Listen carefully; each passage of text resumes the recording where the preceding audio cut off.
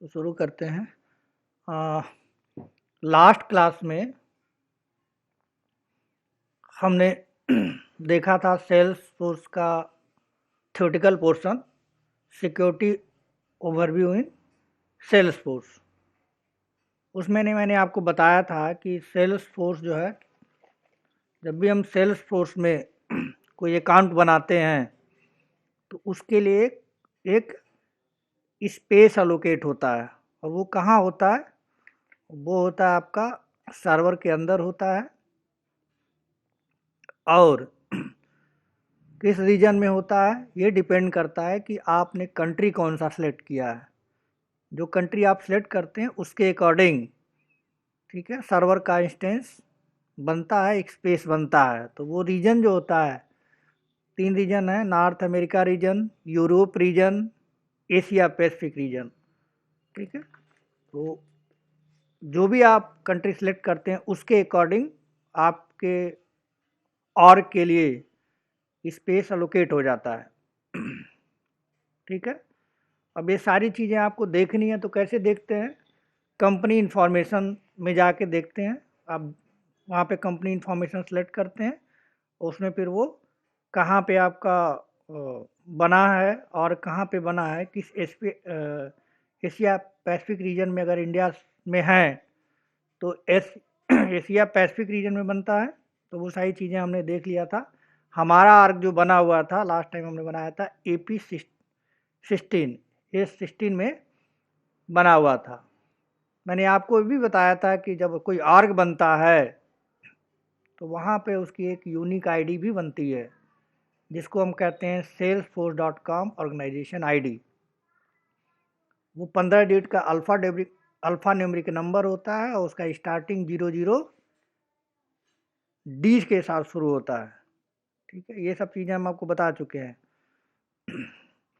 Last में फिर हमने आपको बताया था कि जो भी आप स्टैंडर्ड ऑब्जेक्ट होते हैं, जो स्टैंडर्ड ऑब्जेक्ट होते हैं उनको हम जनरल वे में कॉमन ऑब्जेक्ट कहते हैं। उसके लिए हमने एक फिगर भी बनाया था। ठीक है, तो कौन सा फिगर है देख लेते हैं एक बार।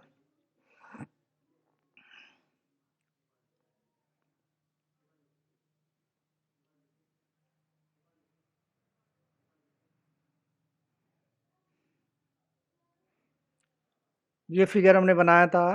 ठीक है, तो कॉमन ऑब्जेक्ट हमारे कौन कौन से हो गए? जो भी हमारे स्टैंडर्ड ऑब्जेक्ट होते हैं वो जनरली क्या होते हैं, उनको हम कॉमन ऑब्जेक्ट बोलते हैं। जैसे मैंने एग्जांपल आपको दिया था, account, contact, opportunity, case, lead, ठीक है, कैंपेन और सॉल्यूशन। तो ये सारे ऑब्जेक्ट जो होते हैं वो सेल्स फोर्स का जब हम ऑब्जेक्ट सेल्स फोर्स का जब हम और क्रिएट करते हैं तो हमें बने बनाए मिलते हैं।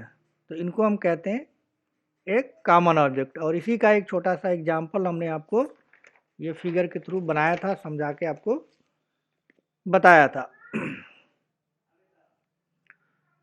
अब कोई भी आर्ग बनता है, कहीं पे भी बने, किसी भी रीजन में बनता है, तो उसका एक ऑर्गेनाइजेशन आईडी होता है। और उस आर्ग में जो ऑब्जेक्ट है, हमने एग्जांपल लिया था अकाउंट का, वो कहीं भी अकाउंट का ऑब्जेक्ट, अकाउंट का रिकॉर्ड अगर आप क्रिएट करते हैं तो डेटाबेस में वो अकाउंट सारे यूजर के लिए या सारे और के लिए सेम नहीं होता है। ठीक है, वो जो अकाउंट होता है वो सारे यूजर के लिए सेम होता है, अलग अलग नहीं होता है। और कन्फ्लिक्शन से बचने के लिए सेल्सफोर्स क्या करता है, ऑटोमेटिक उसका ऑर्ग आईडी और यूजर आईडी अकाउंट ऑब्जेक्ट में स्टोर करता है। इससे हम रिकॉर्ड का कन्फ्लिक्शन नहीं होता है। अगर आपने रिकॉर्ड बनाया तो आपको दिखता है, हमने रिकॉर्ड बनाया तो हमको दिखता है। ठीक है, किसी और ने बनाया है तो किसी और को दिखता है। तो ये सारी चीज़ें हम आपको बाई फिगर बता दिए थे, समझा दिए थे। ठीक है, सारी चीज़ें ये हो गया था।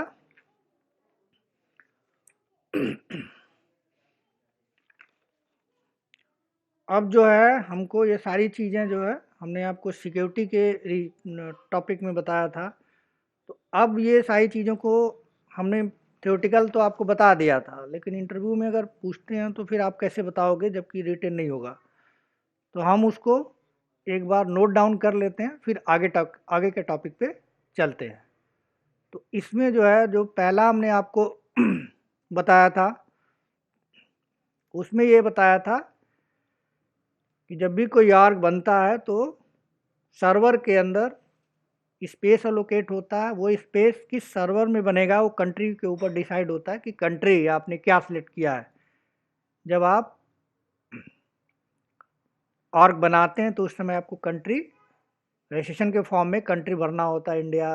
अब जो भी आप देते हैं उसके अकॉर्डिंग वो तीनों रीजन में से किसी एक रीजन में आपका सर्वर का इंस्टेंस बनता है, वहीं पे सारी चीज़ें बनती हैं। तो उसको नोट डाउन कर लेते हैं। तो लिखते हैं पहले, creating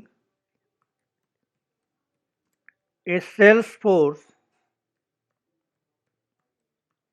account, it will reserve some amount of space. It will reserve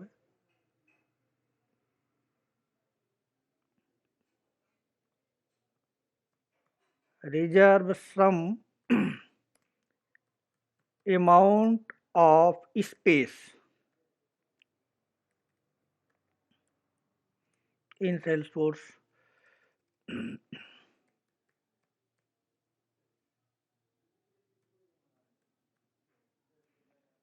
Salesforce based on country, based on country,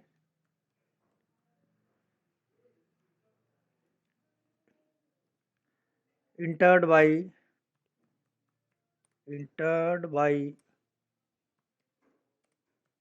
the user in the registration form.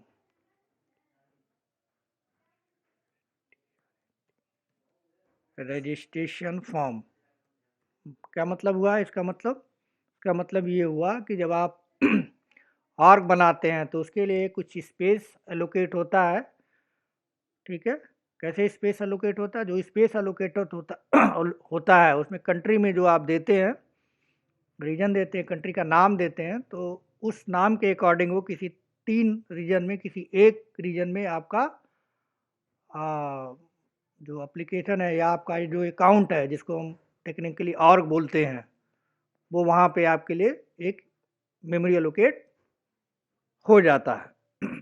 ठीक है, तो अब जो एलोकेट होता है मेमोरी, ठीक है, उसमें जो है सर्वर इंस्टेंसेज बनते हैं। जैसे मैंने जब आर्क बनाया था तो हमारा सर्वर इंस्टेंस बना था AP16 में। कैसे देखते हैं उसको? लॉगिन कर लेते हैं पहले।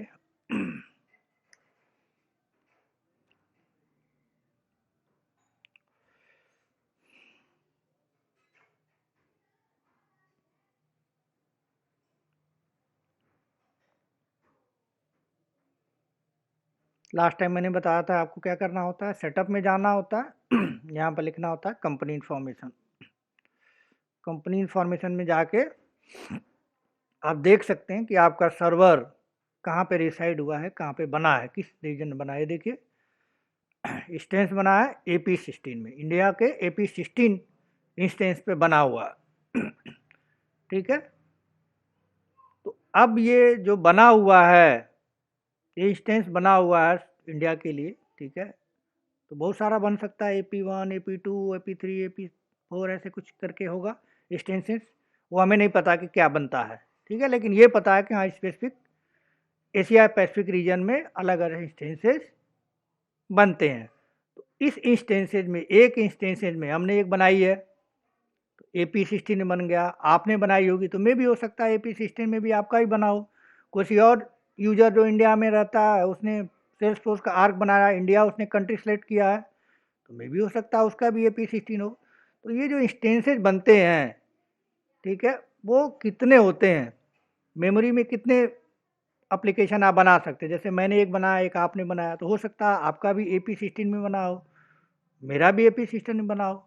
तो कितने बने होते हैं? तो मैंने लास्ट टाइम आपको बताया था कि जो सर्वर इंस्टेंसेज बनते हैं मेमोरी में जो बनते हैं वो 8000 बनते हैं। 8000 ऑर्गेनाइजेशन आप एक इंस्टेंस में बनता है। जैसे AP 16 है तो उसमें 8000 ऑर्ग बनाए जा सकते हैं, बन सकता है, ये उसकी कैपेसिटी होती है। ठीक है, ऐसा सेल्स फोर्स की कंपनी बोलती है। मैं ऐसा नहीं बोल रहा हूँ, ठीक है। एक इंस्टेंसेज में यानी AP 60 इंस्टेंसेज के अंदर, ठीक है, AP के अंदर 8000 ऑर्ग को वो मैनेज करता है। तो ये बात हम नोट डाउन कर लेते हैं। जनरल एंट्री में पूछ लेते हैं कि एक सर्वर इंस्टेंसेज में कितने ऑर्ग सेल्स फोर्स रखता है, तो आपको बोलना होगा कि 8000 इन सिंगल सेल्स फोर्स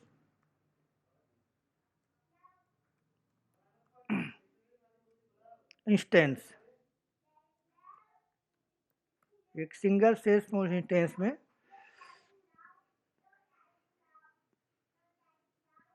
मान के चलते हैं AP1 है,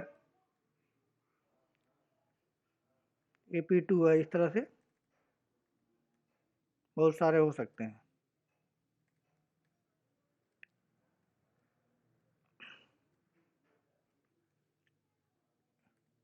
It will allocate the memory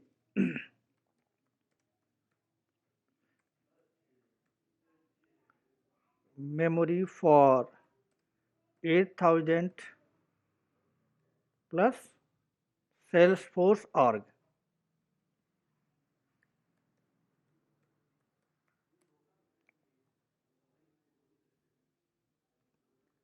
यानी कितना बनता है, 8000 से ज़्यादा बनता है। एक साउंड आप नाम बता सकते हैं।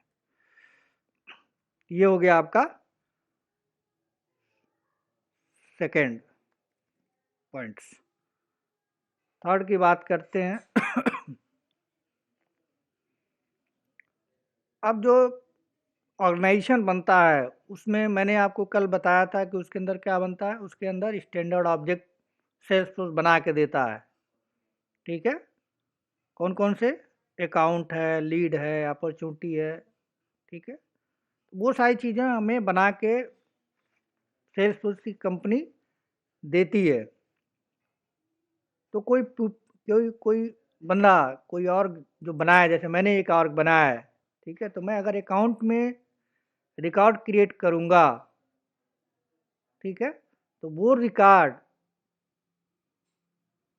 मेरा अकेले का नहीं होगा। वो रिकॉर्ड अकाउंट में जाके सेव होगा।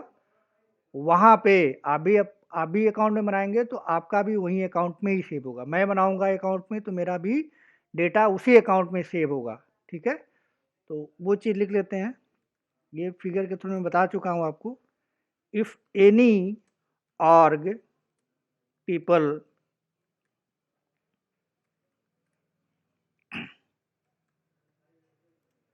creates new account record, then it will reside the same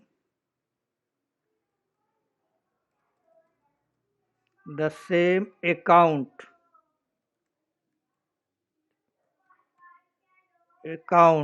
table बोलिए या फिर ऑब्जेक्ट बोलिए।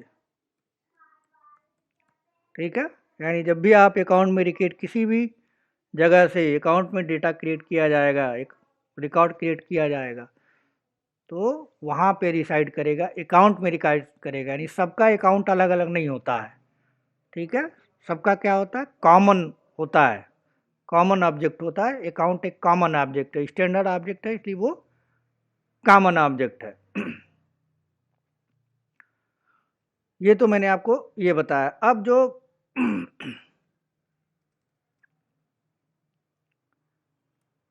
रिकॉर्ड बनता है, ठीक है, वो जो रिकॉर्ड बनता है वो इसका एक डेटा को डिफरेंशिएट करने के लिए, अगर रिकॉर्ड आपका भी बन रहा है, रिकॉर्ड मेरा भी बन रहा है, दोनों कहाँ जा रहा है?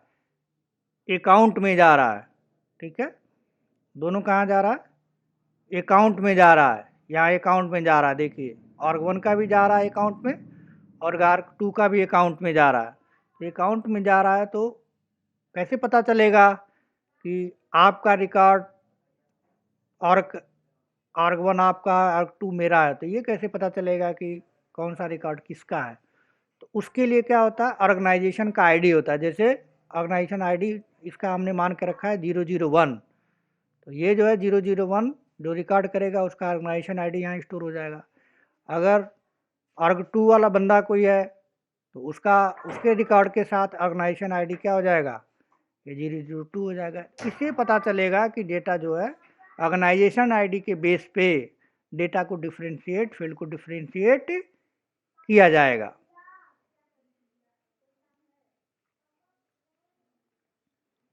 लिख लेते हैं, to differentiate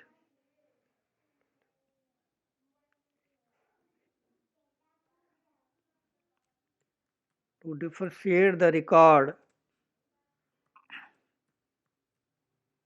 between the organization, the organization, Salesforce, Salesforce, Salesforce includes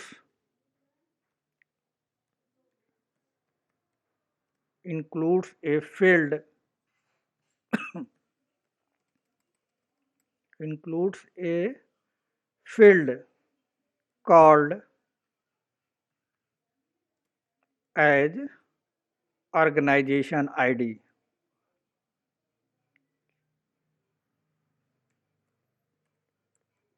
Organization ID in each object, यानी क्या होगा, एक ऑर्गेनाइजेशन आईडी बनेगा, ठीक है, रिकॉर्ड को डिफरेंशिएट करने के लिए। जिस जैसे ये बना हुआ है 001 इसके साथ जुड़ गया पहले रिकॉर्ड के साथ, 002 दूसरे रिकॉर्ड के साथ, योगी के साथ और मोदी के साथ। ठीक है, ये हो गया आपका 4 पॉइंट्स। अगर फिफ्थ की बात करें तो जो जब आर्ग हमारा बनता है, जो हमारा आर्ग बनता है, तो उस आर्ग का एक ऑर्गेनाइजेशन आईडी होता है। वो मैंने आपको भी बताया, उसका स्टार्टिंग कहाँ से होता है? OOD से होता है। जैसे ये वाली चीज़ की बात कर रहा हूँ मैं, ये वाला सेल्सफोर्स डॉट का ऑर्गेनाइजेशन आईडी इसका। ठीक है, ये 00D बना हुआ है और आगे का जो नंबर है वो चेंज है। तो अगर आपने भी बनाया है तो आपका शुरू का 3 जो डिजिट होगा 00D ये सेम होगा, और ये आगे का जो है वो अलग होगा। तो आपका अलग होगा और मेरा अलग होगा। तो इसको नोट डाउन कर लेते हैं। For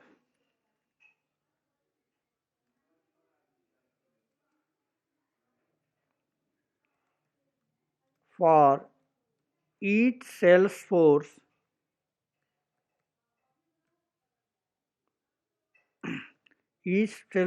org, Salesforce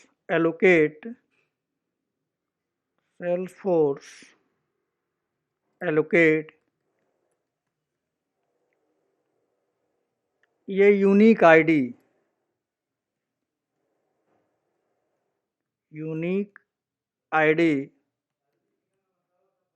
that is called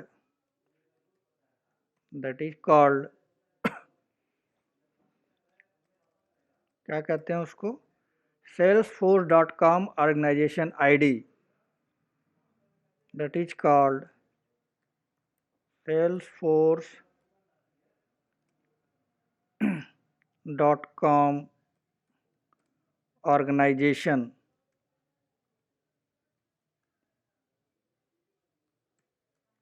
organization ID which start from OOD, यानी वो ऐसे 00D या OOD आप मान सकते हैं। तो ये स्टार्ट होता है जो ये वाला है आपका, ये आईडी, ठीक है। अब नेक्स्ट की बात करते हैं। नेक्स्ट टॉपिक हमारा जो है, नेक्स्ट टॉपिक कह रहे हैं, नेक्स्ट नंबर है हमारा 6।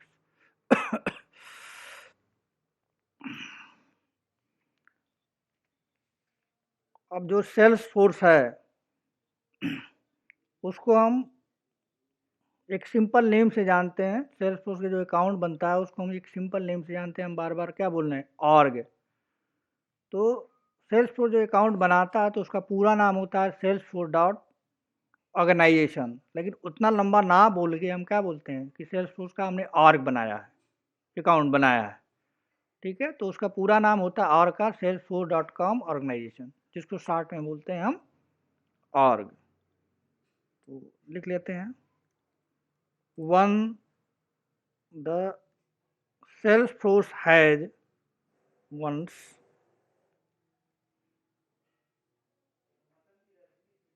Salesforce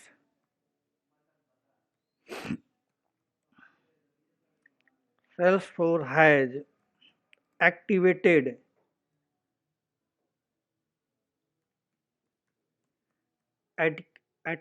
the account। Activated account का मतलब है जो आप अकाउंट क्रिएट करते हैं। then it is called is salesforce.com called salesforce.com organization,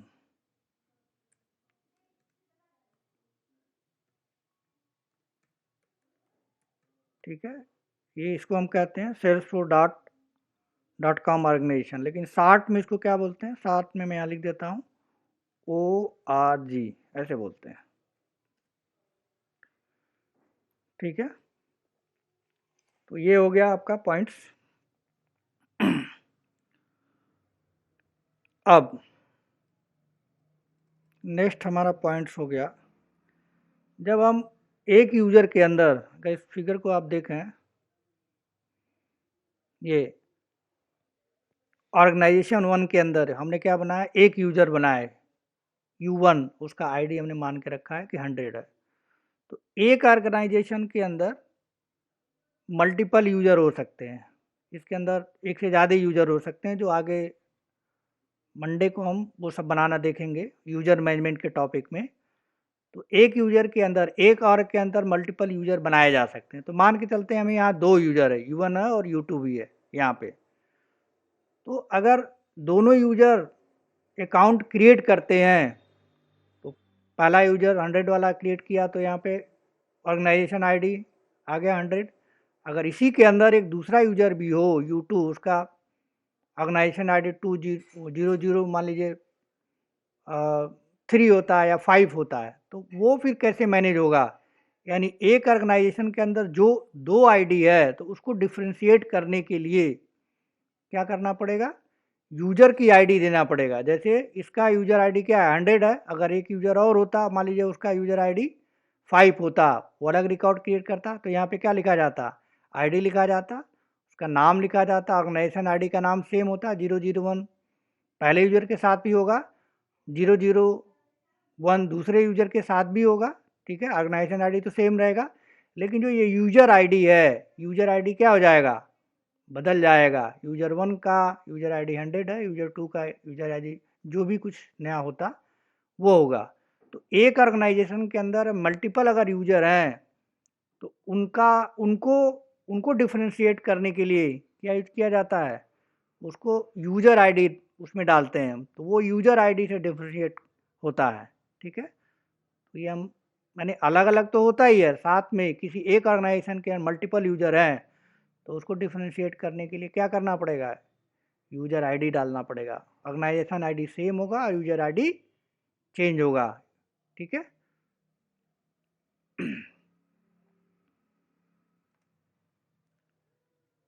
if multiple users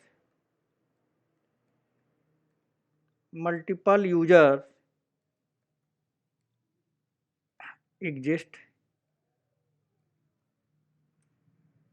in a org या ऑर्गेनाइजेशन बोलिए, then to differentiate the record then to differentiate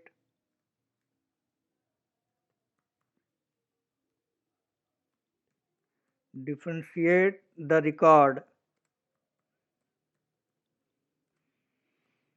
between the user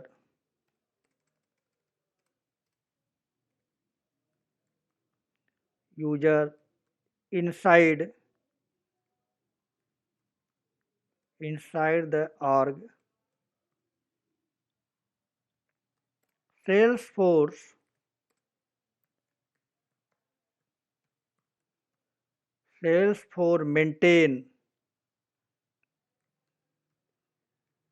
maintains क्या मेंटेन्स करता है, अगर एक org के अंदर मल्टीपल यूजर हो तो उसको मैनेज करने के लिए सेल्सफोर्स क्या मेंटेन करता है, यूजर आईडी लिखता है,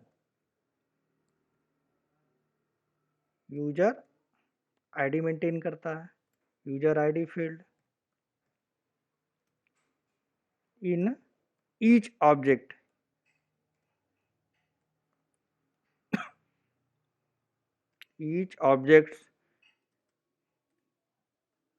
which contains the user ID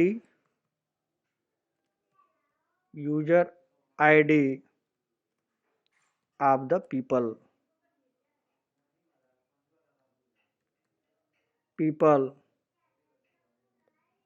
who create the record। मतलब एक आर्ग के अंदर अगर मल्टीपल यूजर है तो उसको मेंटेन करने के लिए सेल्सफोर्स क्या करता है, यूजर आईडी फील्ड जनरेट कर देता है और उस यूजर आईडी फील्ड में उसका यूजर आईडी डाल देता है, ठीक है। अलग अलग अगर पीपल हैं तो दो यूजर हैं एक और के अंदर तो दोनों यूजर का आईडी क्या करता है, रिकॉर्ड के साथ ऐड कर देता है। जैसे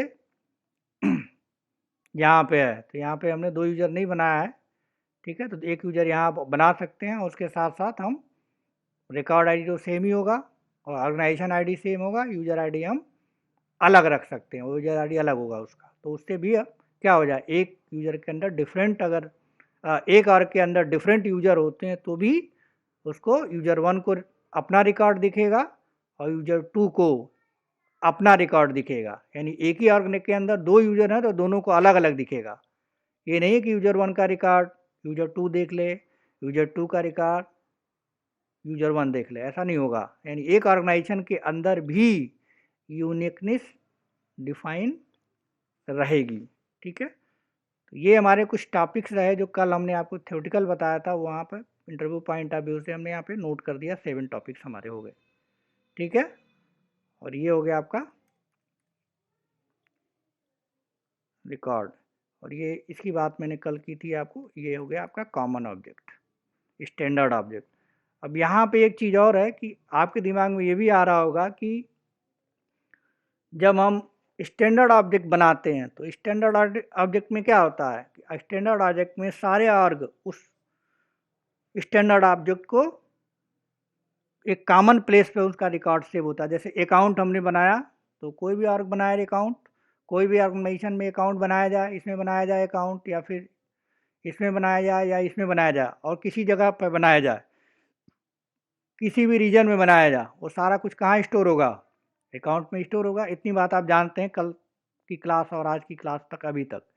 लेकिन में भी हो सकता है कि हमने जो स्टैंडर्ड ऑब्जेक्ट हम नहीं बना रहे हैं, स्टैंडर्ड तो बनाया है तो कॉमन प्लेस है वो, लेकिन अगर हम अपना ऑब्जेक्ट बनाएं, यानी हम कस्टम ऑब्जेक्ट की बात कर रहे हैं, तो अगर हम कस्टम ऑब्जेक्ट बनाते हैं, ठीक है, तो जब कस्टम ऑब्जेक्ट हम बनाते हैं तो कस्टम ऑब्जेक्ट में क्या होता होगा, क्या वो भी शेयर होता है? ये क्वेश्चन आपके दिमाग में आना चाहिए था कि क्या वो भी शेयर होता है जब हम बनाते हैं। जैसे हमने लास्ट टाइम जो एक ऑब्जेक्ट बनाई थी, स्टूडेंट ऑब्जेक्ट बनाया था, उसके अंदर कुछ फील्ड बनाए थे, ठीक है, मैंने आपको अपने आर्ग में बना के दिखाया था, ठीक है, आपने भी घर पे प्रैक्टिकल लिया होगा स्टूडेंट ऑब्जेक्ट का। उसी तरह से फिर हमने बनाया था पोजीशन ऑब्जेक्ट बनाया था।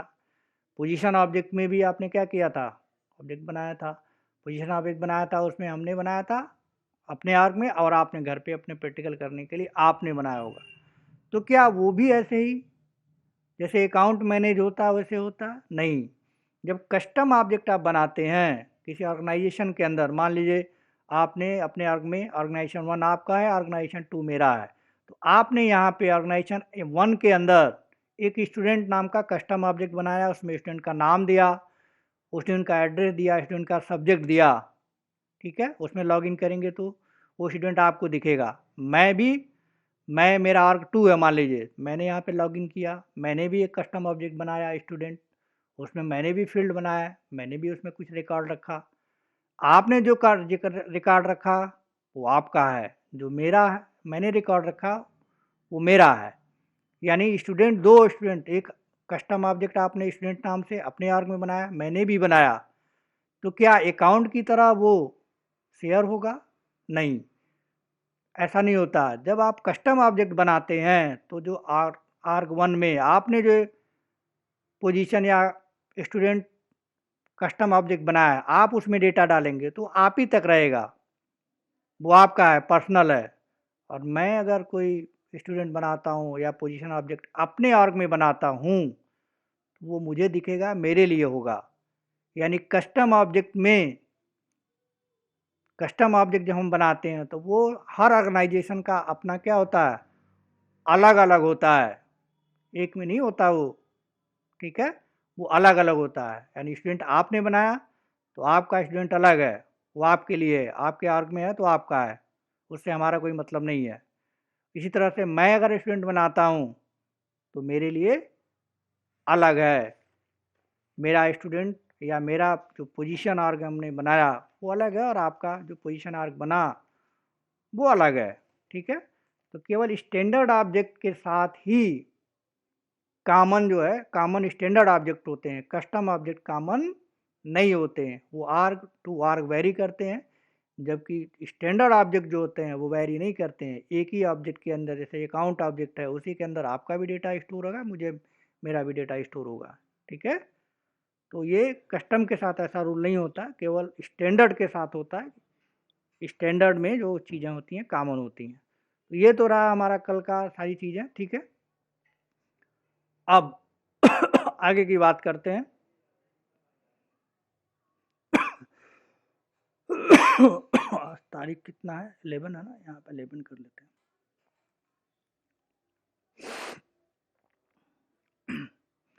तो अब जब मान के चलते हैं कि हमारा ये आर्ग है, ठीक है, इसको मैं बंद कर देता हूँ, ये आर्ग है।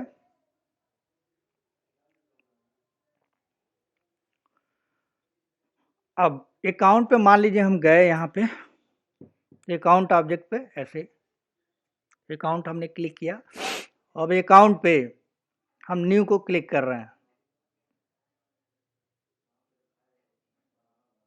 अकाउंट पे क्या कर रहे हैं, न्यू पे क्लिक कर रहा है। इसका मतलब ये अकाउंट है, अकाउंट पे मैं न्यू अकाउंट क्रिएट करना चाहता हूँ, तो मैं एक न्यू पे क्लिक करूँगा, ठीक है। अगर मैं न्यू पे क्लिक करूँगा तो यहाँ पे क्या आ रहा है, अकाउंट का नाम आ रहा है, पेरेंट नेम आ रहा है, ये सब चीज़ें हमें भरनी होंगी, डालनी पड़ेंगी, ठीक है। ओनर इसका कौन है, डेस्टिनेशन क्लाउड है। तो जब मैं इस रिकॉर्ड को डालूंगा, जैसे मान लीजिए मैंने इसमें डाला मोदी, ठीक है, इसमें कुछ चीज़ें डाल दी, जैसे एस डाल दिया, मैंडेटरी फील्ड है तो भरना ही पड़ेगा। अब इसको मैं क्या करता हूँ, मैं सेव करने जा रहा हूँ, क्या करने जा रहा हूँ, सेव करने जा रहा हूँ, मतलब इस पर मैं क्या करूँगा, अब इसे सेव करूँगा। इस सेव बटन पे क्या करूँगा मैं, क्लिक करूँगा। ये ठीक, तो ये कौन सा कौन सा है, अकाउंट है, अकाउंट ऑब्जेक्ट है। तो मैं जब इस बटन को सेव करूँगा तो क्या होगा वो हमें समझना है सिक्योरिटी में। जब इस सेव बटन को क्लिक करूँगा तो सेव बटन के क्लिक पे डेटा क्या होगा, डेटा डेटाबेस में जाके सेव हो जाएगा। डेटा कहाँ सेव हो जाएगा, डेटाबेस में जाके डेटा सेव हो जाएगा। अब हम जो अभी तक जानते हैं या आप जो अभी तक जानते हैं वो क्या है कि हम एक यूआई में डेटा फिल करने, फॉर्म में डेटा फिल कर दिया और फॉर्म में डेटा फिल करने के बाद हम सेव बटन को क्लिक करते हैं तो वो क्या होता है, डेटा डेटाबेस में जाके, मीन्स सिंपल वे में कहें और सेल्स फोर्स की भाषा में कहें तो ये मोदी कहाँ जाएगा, अकाउंट नाम के फील्ड में डेटाबेस के अंदर जाके, ऑब्जेक्ट के अंदर जाके डेटा ही सेव हो जाएगा। ठीक है, लेकिन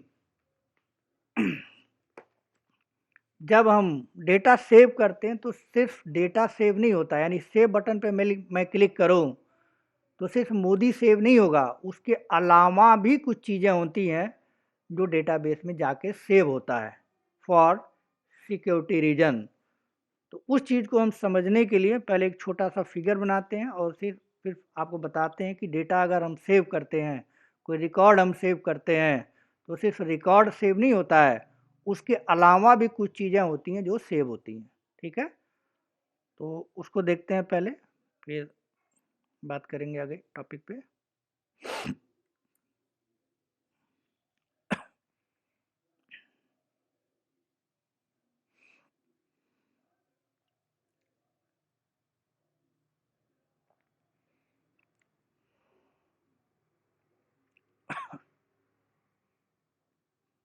तो मान के चलते हैं कि हमारे पास अकाउंट है, अभी जो आपको दिखाया,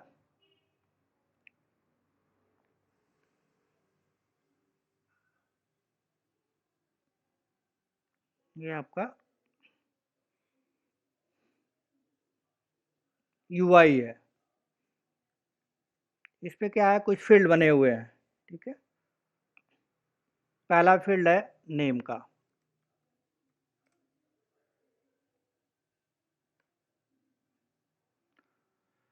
दूसरा फील्ड है, ले लेते हैं इसी में से, क्या है हमारा, रेटिंग है, ये रेटिंग ले लेते हैं।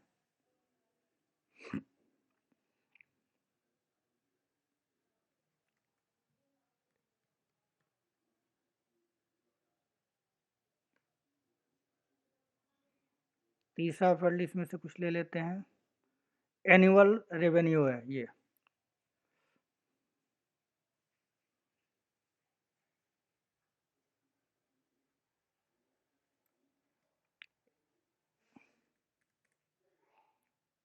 ठीक है, एनुअल रेवेन्यू है। अब इसमें हमने एक रिकॉर्ड क्रिएट कर रहे हैं, मान के चलते हैं कि जो यूआई है वो अकाउंट में हम क्रिएट कर रहे हैं, हमने अकाउंट ही ले रखा है। यहाँ पे देखिए अकाउंट पे ही, अकाउंट पे वो न्यू क्लिक किया है तो ऐसी चीज़ आई है। तो यहाँ पे मान लेते हैं कि अकाउंट, हमारा ये अकाउंट ऑब्जेक्ट है, अकाउंट ऑब्जेक्ट है। इस अकाउंट ऑब्जेक्ट मतलब यूआई है अकाउंट का, इसमें नेम है, रेटिंग है, हमने तीन ही लिया, आप और भी ले सकते हैं। ठीक है, और इस पे एक सेव बटन है, जैसे यहाँ पे सेव बटन है तो यही सेव बटन बना देते हैं, एक बटन है यहाँ पे है सेव।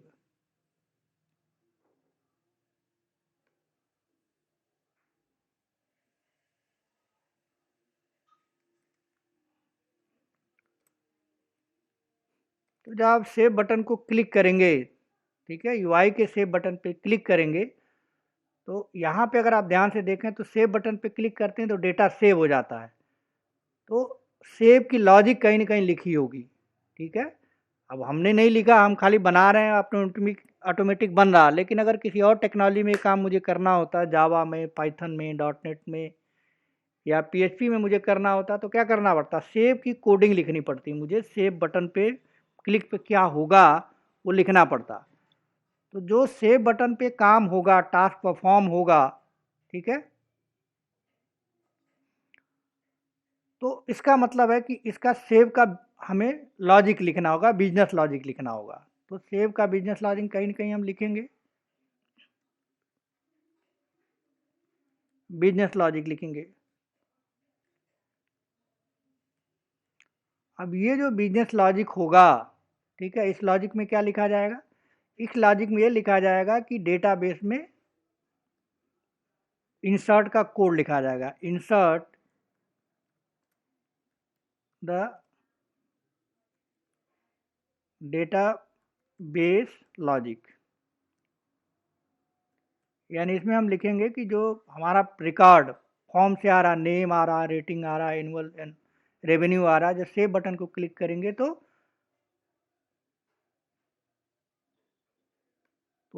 एक अलग पार्ट होगा है यहाँ पे। इस तरह से जब आप इसको क्लिक करेंगे तो ये बिजनेस लॉजिक लिखा होगा कहीं, और उसमें डेटा इंसर्ट करने का लॉजिक लिखा होगा, ठीक है। तो ये लॉजिक क्या करेगा, जैसे सेल्सफोर्स वालों ने ये सेव के लिए लॉजिक लिखा होगा, ठीक है। तो जब लिखा होगा तो इस तरह से कुछ लिखा होगा। तो ये जो लॉजिक है इसमें डेटाबेस से कनेक्ट करने का कोड लिखा होगा, साथ में नेम, रेटिंग और एनुअल रिकॉर्ड डेटा यहाँ जाएगा, सारा रिकॉर्ड डेटा जाएगा। मान के चलते हैं कि इसमें हमने कुछ रिकॉर्ड डाल रखा है, जैसे मान लीजिए हमने डाला है इसमें मोदी, मोदी डाल रखा है। इसमें जो है रेटिंग डाल रखा है वार में,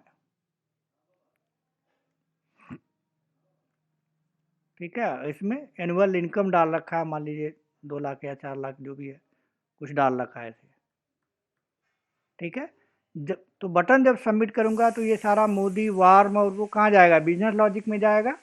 और ये बिजनेस लॉजिक क्या करेगा, हमारे पास एक डेटाबेस होगा, एक डेटाबेस होगा, वहां पे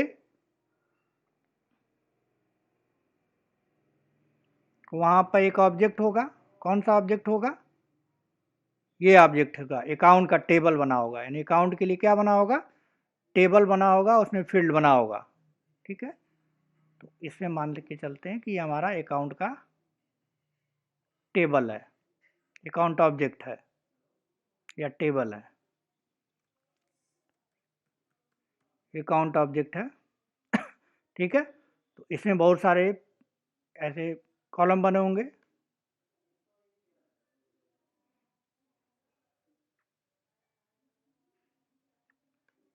तो फिलहाल मैं 3 ले रहा हूँ, तो 3 कॉलम बना देता हूँ। तो जैसे ही सेव बटन को क्लिक किया गया, बिजनेस लॉजिक चलेगा, और बिजनेस लॉजिक के करस्पॉन्डिंग डेटाबेस से कनेक्शन होगा ऐसे, ठीक है। और कनेक्शन होने के बाद जो नाम है,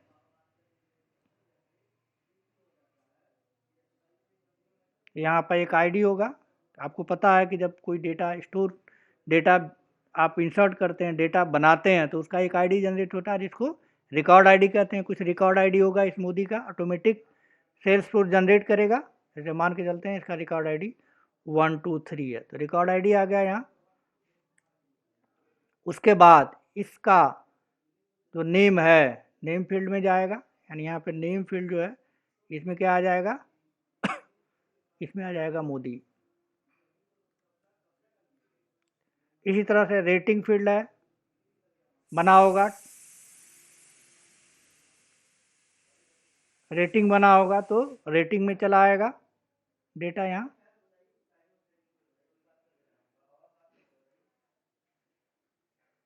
वॉर्म, ठीक है। और एक एनवी है कि वो भी मान लीजिए यहाँ आगे बना हुआ है, ठीक है। तो उसमें चला जाएगा, डेटा आपका क्या हो जाएगा, स्टोर्ड हो जाएगा।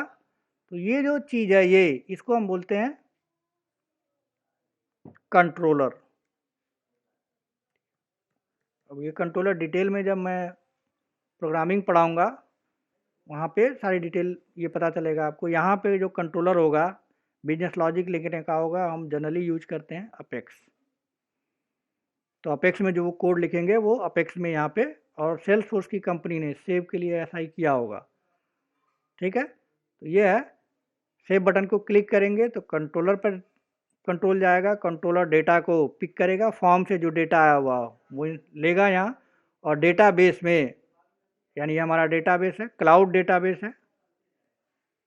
क्लाउड डेटाबेस का मतलब क्या हुआ कि हमारे पास हमारे कंप्यूटर में नहीं है, ठीक है, सेल्सफोर्स के सर्वर पे है, तो वहाँ क्लाउड पे अकाउंट ऑब्जेक्ट में डेटा सेव हो जाएगा। ये हम इतना हम जानते हैं इस तरह से, ठीक है। लेकिन जब हम अकाउंट, जब डेटा ये क्लिक करते हैं, जब सेव बटन को हम क्लिक करेंगे तो सेव बटन क्या करेगा, बिजनेस लॉजिक को कॉल करेगा, ठीक है।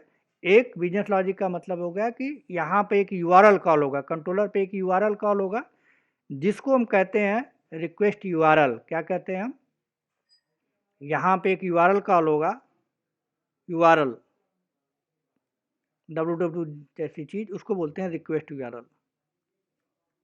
रिक्वेस्ट यूआरएल कॉल होगा, ठीक। सेव बटन पे क्लिक करेंगे तो रिक्वेस्ट यूआरएल कॉल होता है। अब ये जो चीज़ है, एक रिक्वेस्ट यूआरएल, अगर आपने डॉटनेट में या पीएचपी में या जावा में सर्वलेट पढ़ा हो या जेएसपी पढ़ा हो, तो वहाँ पे एक्शन नाम की चीज़ होती है, वहाँ पे वो नाम दिया जाता है कि कौन सा यूआरएल कॉल होना चाहिए, ठीक है। तो यहाँ पे भी इंटरनली क्या होता है, एज ए एडमिन हम नहीं बनाते हैं, इंटरनली वो यूआरएल कॉल होता है, जिसको हम बोलते हैं रिक्वेस्ट यूआरएल। तो जैसे ही आप सेव करेंगे तो क्या होगा, कंट्रोलर के पास रिक्वेस्ट यूआरएल जाएगी, एक यूआरएल लिख के जाएगा, साथ में उस यूआरएल के साथ साथ ये फॉर्म का डेटा जो है, मोदी वार्म और ये भी जाएगा इसके पास। उसके अलावा अगर आप ये कहीं ना कहीं आप ये ब्राउज़र यूज किए हुए हैं, ये ब्राउज़र है, ब्राउज़र पे ही सारा चीज़ दिख रहा है, तो यहाँ से सेव बटन के क्लिक करने पर रिक्वेस्ट यूआरएल जाएगा, साथ में ये कौन सा ब्राउज़र है, किस ब्राउज़र पे आप अकाउंट ऑब्जेक्ट का यूआई देख रहे हैं, उस ब्राउज़र का भी इंफॉर्मेशन कंट्रोलर को जाएगा, ठीक है। साथ में अगर मैं ऑपरेटिंग सिस्टम मेरा है, मैक ऑपरेटिंग सिस्टम पे मैं आपको पढ़ा रहा हूँ, तो मैक ऑपरेटिंग सिस्टम की इंफॉर्मेशन भी कंट्रोलर के पास जाएगी। अगर आप विंडोज़ पे कर रहे होंगे तो विंडोज़ पे जाएगी, ठीक। फिर जब आपने लॉगिन किया था, ये लॉगिन हमने किया है, यूज़र नेम पासवर्ड दिया है, तो उसका एक सेशन आईडी होता है, ठीक है, सेशन होता है, यूनिक सेशन होता है। सेशन का मतलब ये होता है कि आप एक स्टार्टिंग टाइम और एंडिंग टाइम के बीच में जो काम करते हैं उनको हम कहते हैं सेशन। जैसे आईआरसीटीसी रेलवे की टिकट आप बुक करते हैं, तो आप क्या करते हैं, लॉगिन करते हैं, लॉगिन करने के बाद टिकट बाई करते हैं, ठीक है, टिकट कैंसिल करते हैं, और फिर लास्ट में जब आपका काम ख़त्म हो जाता है तो लॉग आउट कर देते हैं। तो जो आप लॉगिन किए थे और जो लॉग आउट किए थे, उसके बीच में टिकट आपने बुक किया, ठीक है, या कैंसिल किया, ठीक है, या रेलवे का टिकट बुक किया, फ्लाइट का टिकट बुक किया, उसमें सब बहुत सारा ऑप्शन होता है। तो वो सारा जो काम है वो एक सेशन के अंदर होता है, एक टाइम ड्यूरेशन के अंदर होता है। तो वो कितने बजे स्टार्ट हुआ और कितने बजे फिनिश हुआ, उसको हम बोलते हैं सेशन आईडी। उसका एक नंबर होता है, यूनिक नंबर होता है। आप लॉगिन करेंगे तो आपका अलग होगा, मैं लॉगिन करूँगा तो मेरा अलग होगा। तो वो सारी चीज़ें भी जब आप यहाँ पे काम कर रहे होंगे तो सेल्सफोर्स क्या करेगा, कंट्रोलर के पास यूआरएल जाएगा, डेटा जाएगा, सेशन आईडी जाएगा, साथ में अगर मैं नेट यूज कर रहा हूँ तो जो भी नेट मैं यूज कर रहा हूँ, आपको पढ़ा रहा हूँ, तो कहीं ना कोई आईपी एड्रेस होगा, तो ये सारा आईपी एड्रेस भी, जो आईपी एड्रेस होगा वो भी कंट्रोलर पे जाएगा, ठीक है। तो इसका मतलब देखने में तो हमें लग रहा है कि हम फॉर्म का डेटा ही सेव कर रहे हैं, लेकिन फॉर्म के डेटा के साथ साथ क्या जा रहा है, यूआरएल जा रहा है, रिक्वेस्ट यूआरएल जा रहा है, ब्राउज़र जा रहा है, ब्राउज़र का इंफॉर्मेशन जा रहा है, ठीक है।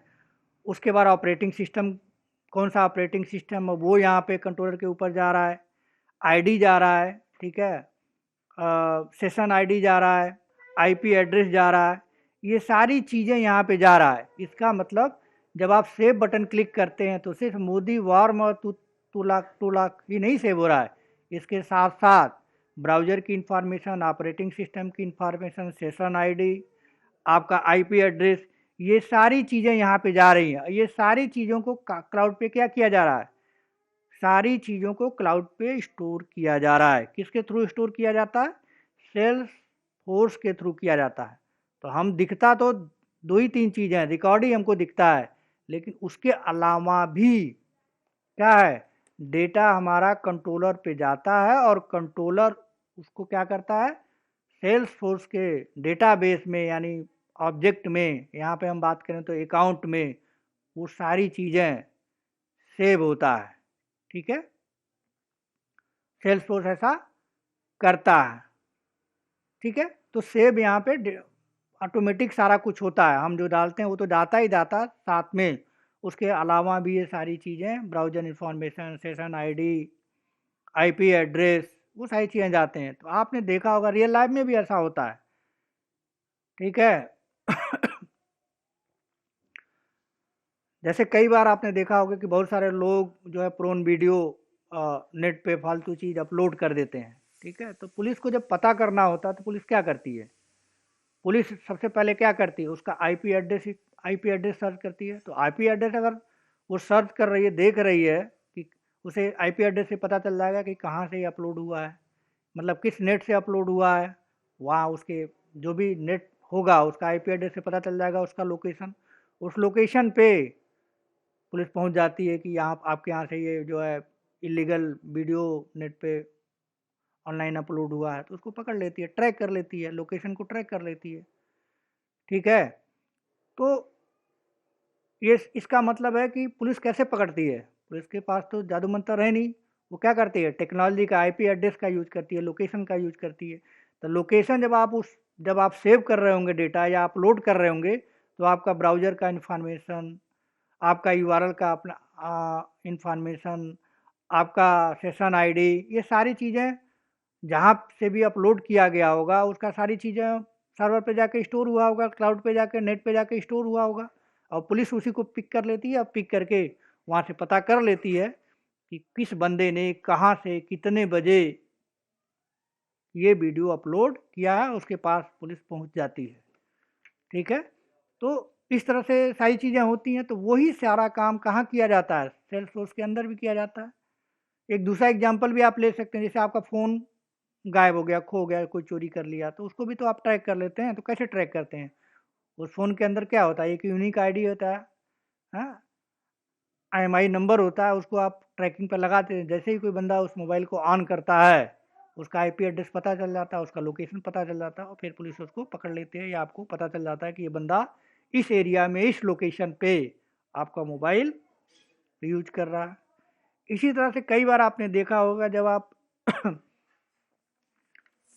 आप जो है सर्वर, आप जो है कोई डेटा जब सेव करते हैं, ठीक है, तो या कोई आपके पास वेबसाइट्स आ गई कोई वेबसाइट्स आ गई जिसको आप नहीं जानते हैं, उस पर क्या करते हैं, आप अपना मोबाइल नंबर दे देते हैं, अपना नाम दे देते हैं। ठीक है, तो नाम आपने क्या दिया, सिर्फ नाम और मोबाइल नंबर दिया, लेकिन उस नाम और मोबाइल नंबर आपने सेव कर रहे हैं, आपको पता है कि नाम और मोबाइल नंबर ही दिए हैं, लेकिन एक्चुअल में वो उतनी चीज़ें होती ही नहीं है। वो नाम और नेम और आपका मोबाइल नंबर के अलावा आप कहाँ रहते हैं, किस लोकेशन पे हैं, क्या आपका आईपी एड्रेस है, कौन सा ब्राउज़र आपने यूज किया, कौन सा आपका सेशन आईडी क्या था, आपने कितने बजे उसको यूज किया, वर्जन क्या था। ठीक है, ये सारी चीज़ें आपके मोबाइल नंबर और आपके नाम के साथ उस वेबसाइट में स्टोर हो जाती है, और हैकर उसी का यूज करते हैं।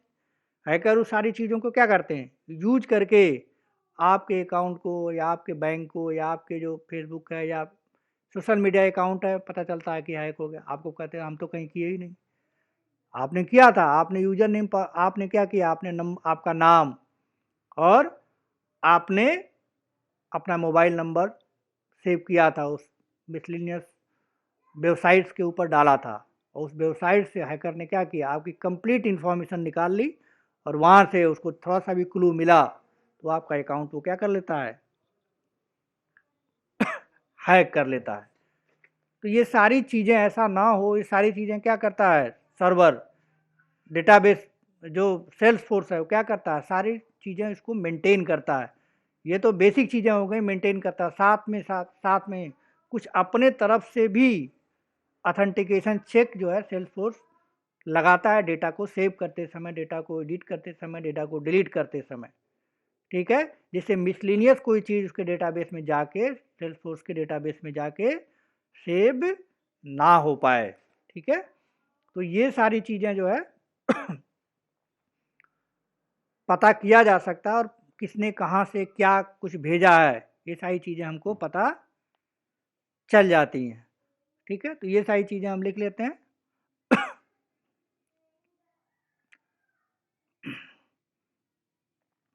तो जब हम डेटा सेव करते हैं तो क्या क्या होता है, मैंने आपको क्या बताया, पहली चीज़ मैंने आपको बताया कि रिक्वेस्ट यूआरएल, अगर ये फिगर की बात करें तो इसके साथ साथ क्या जाता है कंट्रोलर पे, रिक्वेस्ट यूआरएल भी जाता है। ठीक है, तो फर्स्ट नंबर हमारा हो गया रिक्वेस्ट यूआरएल, रिक्वेस्ट यूआरएल आप कॉल करते हैं। उसके बाद दूसरा क्या होता है, जब रिक्वेस्ट यूआरएल चला गया यानी रिक्वेस्ट आ गई, तो ये फॉर्म का डेटा, नाम, रेटिंग और एग्जाम्पल की बात करें तो ये तीनों भी जाएगा यहाँ। ठीक, तो यहाँ पर सेकेंड ऑप्शन क्या हो गया आपका कि फॉर्म का डेटा भी जाता है। ठीक है, तो फॉर्म डेटा। उसके बाद जब ब्राउज़र आप यूज करते हैं तो ब्राउज़र के अंदर दो पार्ट होते हैं, एक को कहा जाता है गेट और एक को कहा जाता है पोस्ट। ठीक है, जब भी कोई डेटा एक जगह से दूसरी जगह भेजा जाता है, ब्राउज़र से भेजा जाता है, सर्वर पे जाता है, दो तरह से जाता है, गेट के थ्रू जाता है या पोस्ट के थ्रू जाता है। ठीक है, और उसका एक प्रोटोकॉल का वर्जन होता है, बहुत सारे प्रोटोकॉल्स, डेटा भेजने के बहुत सारे प्रोटोकॉल्स होते हैं। जैसे आपने नाम सुना होगा, अगर इंजीनियरिंग में आपने नेटवर्किंग पढ़ा है तो वहाँ पे होता है एचटीटीपी प्रोटोकॉल। ठीक है, फाइल ट्रांसफ़र प्रोटोकॉल होता है, एफटीपी प्रोटोकॉल होता है। ठीक है, इस तरह के प्रोटोकॉल्स होते हैं, तो उस प्रोटोकॉल्स की इन्फॉर्मेशन भी जाती है, तो उसको हम बोलते हैं, उसका जो ब्राउज़र में जो हेडर होता है, हेडर में सारी चीज़ें रहती हैं, प्रोटोकॉल का वर्जन क्या है, गेट से जा रहा डेटा, पोर्ट से जा रहा डेटा। ठीक है, तो वो भी इंफॉर्मेशन सर्वर के ऊपर भेजे जाते हैं, जिसको बोला जाता है हेडर इंफॉर्मेशन, हेडर इंफॉर्मेशन। ठीक, हेडर इंफॉर्मेशन जाता है, इसमें नोट डाउन कर देता हूँ मैं। गेट भेजा, गेट के बारे में होता है, या पोस्ट से भेजते हैं आप डेटा। ये गेट और पोस्ट जब मैं डेवलपमेंट पढ़ाऊंगा तो वहाँ पे इंटीग्रेशन एक टॉपिक है, उसमें ये सारी चीज़ें आएंगी। ठीक, साथ में प्रोटोकॉल का वर्जन नंबर भेजा जाता है,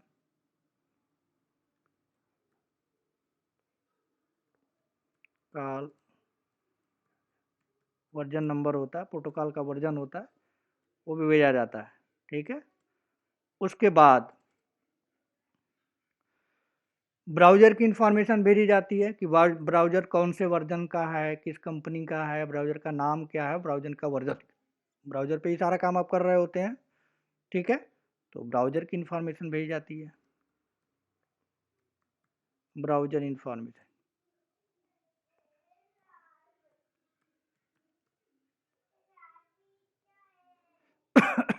उसके बाद जो ब्राउज़र है वो कहीं न किसी ऑपरेटिंग सिस्टम पे चल रहा होगा। जैसे मैं जो यूज कर रहा हूँ क्रोम ब्राउज़र है यहाँ पे।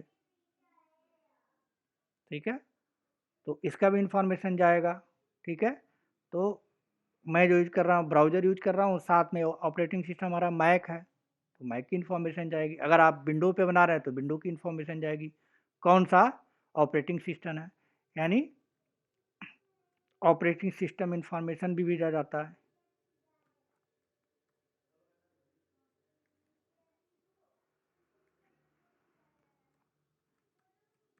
ठीक है, उसके बाद आप लॉगिन किए हैं, लॉगिन करके ये सारा काम कर रहे हैं, तो सेशन आईडी भी जाएगा, सेशन आईडी भी कंट्रोलर के ऊपर भेजा जाता है। नेक्स्ट, जो आप नेट यूज कर रहे हैं, नेट यूज कर रहे हैं तो नेट आपको मिलता है, जो सर्विस प्रोवाइडर देते हैं उसका आईपी एड्रेस होता है, तो आईपी एड्रेस भी भेजा जाता है।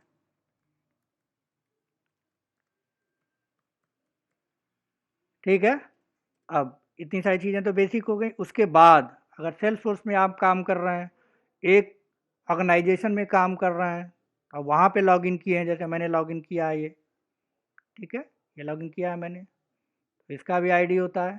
ठीक है, ऑर्गेनाइजेशन आईडी, वो भी क्या है, जब आप ये सेव करने जाएंगे तो भेजा जाता है कंट्रोलर के ऊपर, ऑर्ग आईडी। उसके बाद अगर कोई रिकॉर्ड अकाउंट में आप रिकॉर्ड, जैसे ये रिकॉर्ड मैं सेव करूं इस तरह से, जैसे मान लीजिए मैंने सेव कर दिया इसको, सेव हुआ, तो आपको क्या दिखा कि आपने तो सिर्फ एक चीज़ें आप डाली हैं, मोदी डाला है, लेकिन मोदी नहीं गया, मोदी के साथ साथ जितनी चीज़ें मैंने बताई, ये 8 चीज़ें, और साथ में ऑर्गेनाइजेशन आईडी भी गया होगा, और साथ में अभी यूज़र जो है, कौन यूज़र, सिस्टम एडमिन है, तो उसका भी यूज़र आईडी होगा, तो वो भी जाएगा।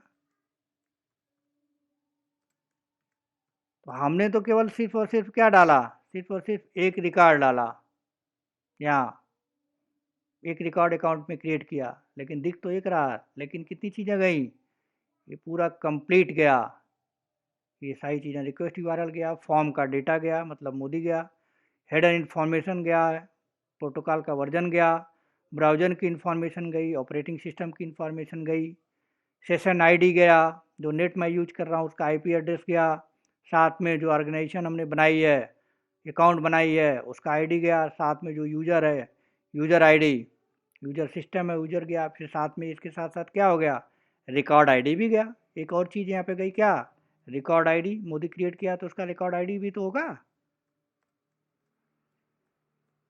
रिकॉर्ड आईडी भी उसमें गया।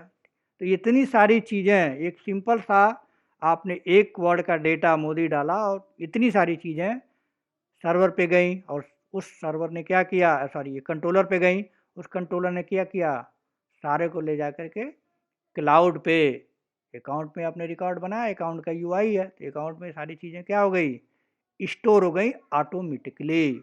आपको ये सारी चीज़ें करने की ज़रूरत नहीं है, as a programmer, as a admin, ये सब चीज़ें करने की नीड नहीं है।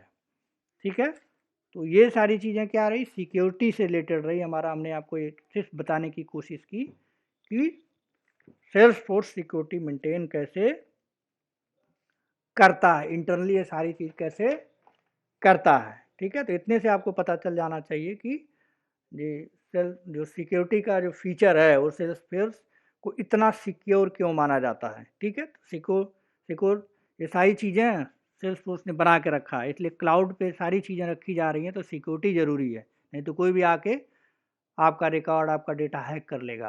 तो सेल्सफोर्स में ऐसा नहीं होता, सेल्सफोर्स ने अपने आप को फुल प्रूफ कर रखा है, ठीक है, मैनेज कर रखा है, सिक्योरिटी मेंटेन कर रखा है। अब ये सारी चीज़ें जो है इंटरनल है, ये हमें कुछ ऑप्शन देता है, ठीक है, जिससे हम अपना सारी चीज़ें सिक्योरिटी और भी स्ट्रॉन्ग कर सकते हैं, नई नई चीज़ें इसमें डाल सकते हैं।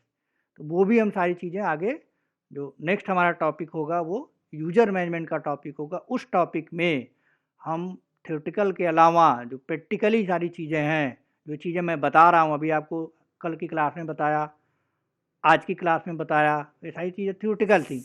अब ये सारी चीज़ें प्रैक्टिकल कैसे होती हैं, कैसे हम करेंगे अगर हमें इस तरह का सिक्योरिटी मेंटेन करना हो, तो कुछ चीज़ें तो सेल्सफोर्स खुद ही करता है, और कुछ हमको ऑप्शन देता है कि हम भी कर सकते हैं। ठीक है, तो वो सारी चीज़ें आगे सिक्योरिटी वाला जो ऑप्शन हमारा चल रहा है, हमारा ये टॉपिक चल रहा है, उसमें हम करेंगे। तो उसमें हमारा जो पहला टॉपिक है कल का, मतलब है नेक्स्ट क्लास में मंडे को, वो हम शुरू करेंगे आपका यूज़र मैनेजमेंट।